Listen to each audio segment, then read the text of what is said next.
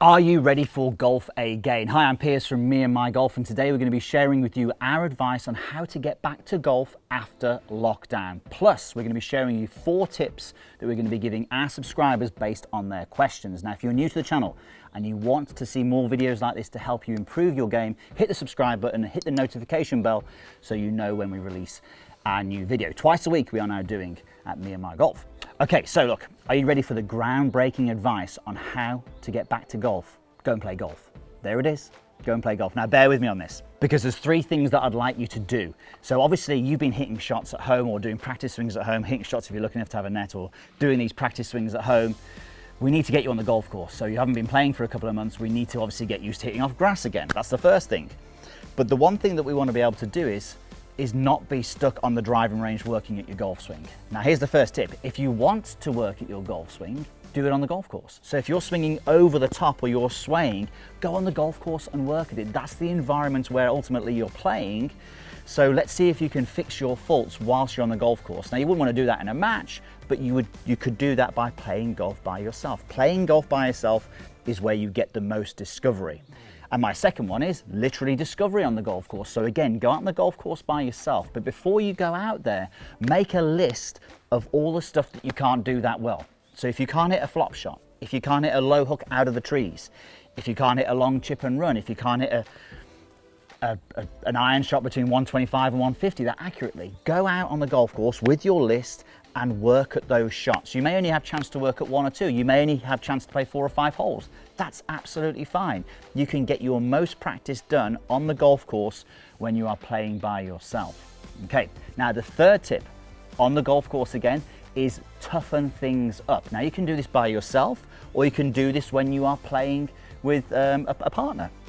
So one of the best games that I like to put pressure on you is a point scoring system. So basically, you get a point for hitting the fairway, you get a point for hitting the green in regulations, point for a par, 2 points for a birdie, and then if you beat the person you're playing on the hole, you get a point for winning that hole off them as well. So you can you haven't got to do it exactly like that. You can make your own little points up, but basically think of this. If you're standing on the 3rd tee and you're thinking, oh, hang on a bit, I've got a point for grabs here. You know, you're thinking about what to do. You're not just aimlessly hitting the shot. You are thinking, right, I want to put myself under pressure to hit that fairway and to get that point and to keep the pressure on your opponent, or even just to beat your own score. So if you can do those 3 things when you go and play golf, so work at your swing faults on the golf course by yourself, work at the shots that you're not very good on the golf course by yourself, and then put pressure on yourself when you're on the golf course, whether it be playing games by yourself or with a playing partner. Right, let's go and do one of our first drills. So the golfer, NR1, is asking, how can I stop bending my left arm when I'm striking the golf ball? So here's the first thing I would say to you. Don't worry too much about it if you're relatively consistent, but if you're hitting a weak high ball flight and you are slicing it a little bit, then we need to change it. And this is what generally happens as a result. So what we're saying is when this lead arm is bending, it's usually caused by a downswing which gets too steep. So the club head above the hands at this stage here, club coming down steep, and the body going, hang on a bit, I need to stop turning, and your left arm goes, I need to start bending, because otherwise that club is just going to go crashing into the ground. So you almost have this movement here where you stop turning, you bend the left arm, and you almost stand up when you're striking it. And this is what it looks like from the front view. Again, you swing down steep, body stops turning because it's aware something's going wrong. It's aware the club wants to dig into the ground. So we just break everything down, stop the body turning, and we allow the arm to bend. And if we think about this, if you were to get this mat, and even this mat here, and I were to push that with just my bent left arm, I've got no power. Whereas if I were to do this, keep my left arm straight, but actually push that mat by the turning of my body, I've got more power. Now, the key is we can't just say turn your body, because if you turn your body with the shaft coming down steep, then you're in all sorts of trouble. So here's what we need to do. We need to get you used to, of course, do this on the golf course, because that's where you're going to be practicing now for the next couple of months.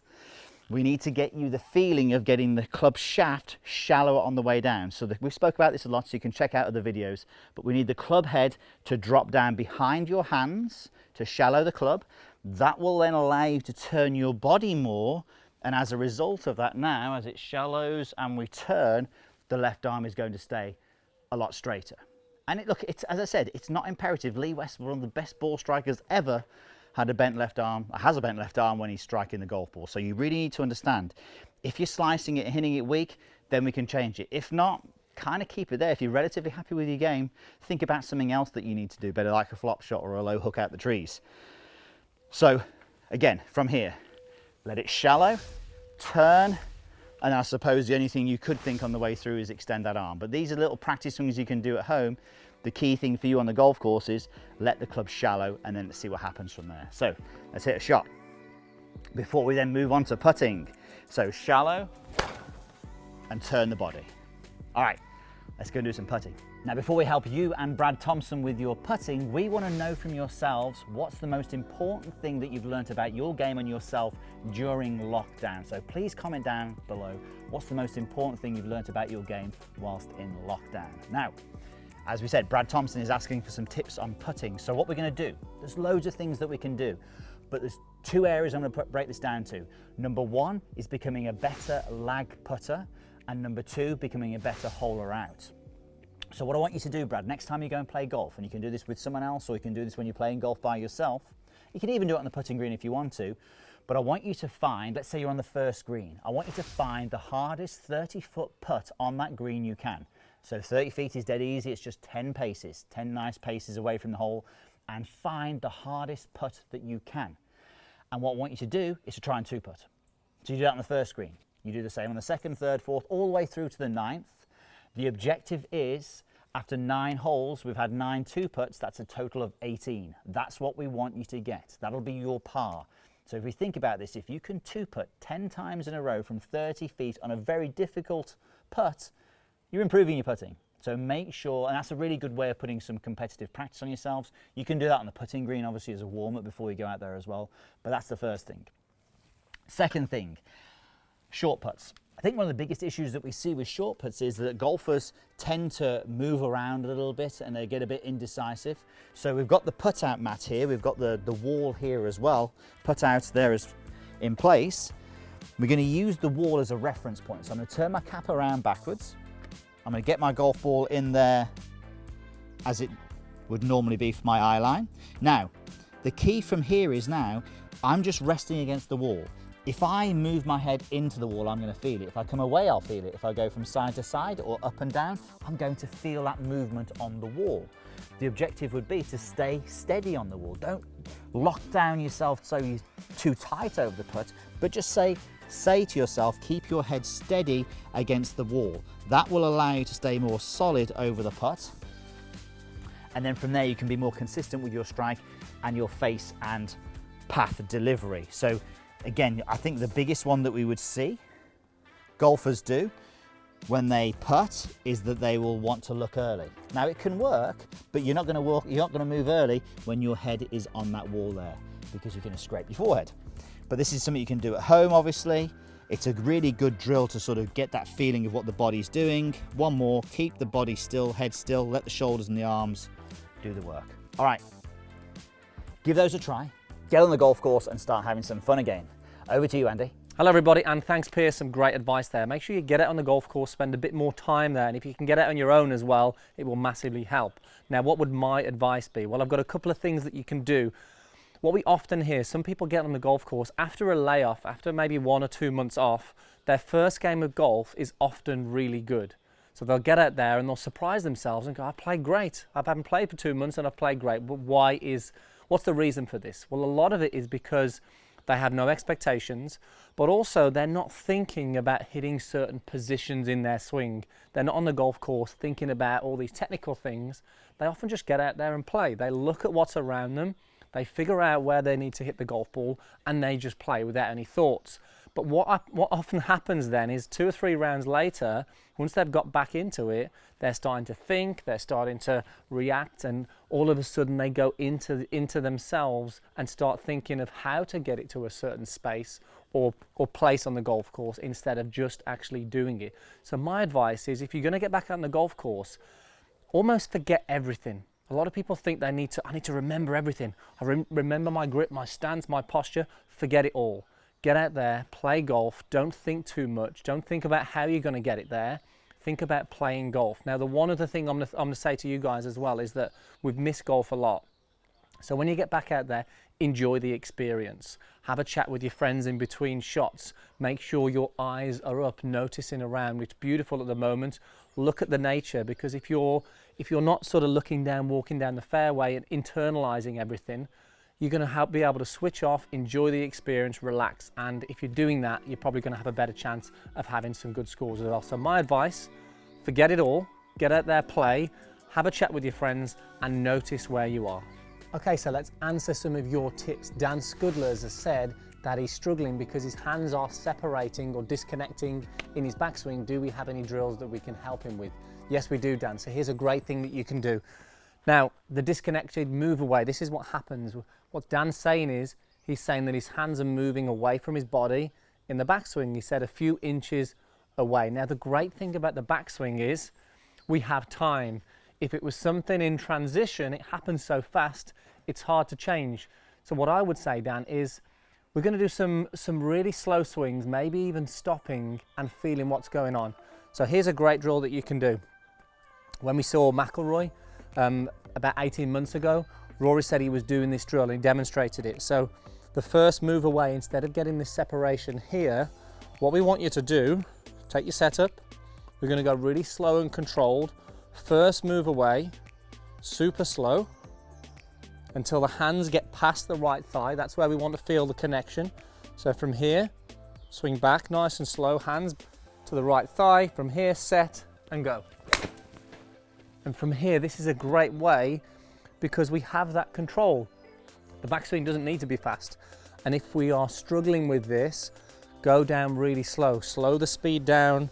We'll do that again, watch. So from here, hands nice and close to the thigh, set, and then through. And then what you can do, you can start to move it all together and blend the motion in. So from here now, I'm still gonna go slow, but you'll see the same feeling on the way back. Hands stay close. But now I'm blending that motion in and just doing that. I think the great thing is, remember the backswing doesn't need to be fast. If you're struggling with the motion, break it down, slow it right down, and you'll be able to feel that and improve that movement. And but over time, you'll be able to start to actually speed it up. Okay, so Dude Food is asking, do we have any mental tips to help him on the golf course? Yes, we do. Now think about this, on the golf course, how you feel is going to influence your decision making and how you play. But what influences how you feel? The thoughts that go through your mind and how we speak. So what we want you to do is be aware of how you speak on the golf course. Your self-talk, what you say to yourself and other people or internally, is really important. So for instance, this is what we hear. You get on a hole and people say, this is my nemesis hole. I hate this hole here. That isn't good because it's going to make you feel in a certain way. Some people might get on tee and say, I never make a par here. Well, that's a lie. You probably have made a par, so why lie to yourself? Or I always hit it out of bounds. I always hit it in the water here. They'll hit a bad shot and go, you idiot, what are you doing? They'll start speaking to themselves in a negative way, and you wouldn't speak to your best friends like that. Well, hopefully not anyway. So you need to take control of how you speak. So next time you get on the golf course, certainly when you get back on the golf course from lockdown, think about that on every shot that you do. When you walk onto the tee, in between shots, what are you saying? What are you saying to your playing partners? Are you speaking negatively? If you are, remember that's going to impact how you feel. So maybe you get on a hole that you don't like, and instead of saying, I hate this hole, say, I love this hole. It's a great challenge, because you saying those words verbally out loud will actually change the way you feel about things. Instead of saying, I hate this hole, I never make a par here, it's my nemesis hole, well, that's going to impact how you feel, might cause some tension in your hands, and then you're off to a poor start. So my advice, I think it's a game changer if you can be aware of this. Get on the golf course, start being aware of how you speak. We always say, imagine you are your own caddy.